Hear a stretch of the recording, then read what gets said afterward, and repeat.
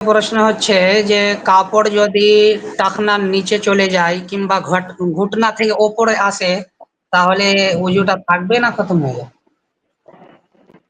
জি, ওযু ভঙ্গের কয়েকটি কারণ থাকে বা কারণ আছে শরীয়তে। তার মধ্যে কাপড় যদি টাকনুর নিচে চলে যায় বা হাঁটুর নিচে উপরে চলে আসে, তাতে উযু ভঙ্গ হয় না, তাতে উযু ভঙ্গ হয় না। কাপড় আপনার পরিধান, আপনার পায়জামা, আপনার লুঙ্গি, আপনার সেলভার যদি আপনার হাঁটুর উপরে চলে আসে, তাতে উযু ভঙ্গ হয় না। আমরা যখন ছোট ছিলাম তখন এ কথা সমাজে প্রসিদ্ধ ছিল যে উযু করার পরে যদি কোনো কাপড় হাঁটুর উপরে কেউ ছেড়ে নেয় বা উঠিয়ে নেয়, তাহলে তার উযু ভঙ্গ হয়ে যায়। এটা হচ্ছে এই কথার কোনো দলিল নেই, দলিলবিহীন কথা, শরীয়ত বিরোধী কথা, শরীয়তি কথা না। জি।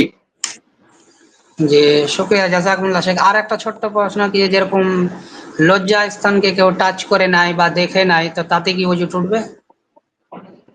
লজ্জাস্থানকে স্পর্শ করলে পারে, হাত দিয়ে স্পর্শ করলে পারে রোজা না ওযু ভেঙে যায়। লজ্জাস্থানকে স্পর্শ করার দুইটি পদ্ধতি হতে পারে বা দুই নিয়মে মানুষ লজ্জাস্থানকে স্পর্শ করতে পারে।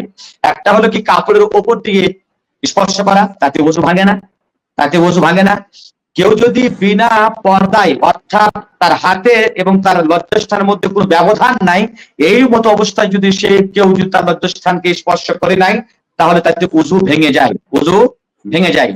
আপনার আরেকটি প্রশ্ন হলো এই যে কেউ যদি লজ্জাস্থানকে দেখে নেয়, স্পর্শ করে না, ছয় না, কিন্তু দেখে ফেলে বা দেখে নাই, তাহলে কি ওযু ভেঙে যায়? জি না। লজ্জাস্থানে দৃষ্টি পড়লে পারে, যে ব্যক্তির দৃষ্টি পড়বে তার ওযু ভঙ্গ হবে না। জি।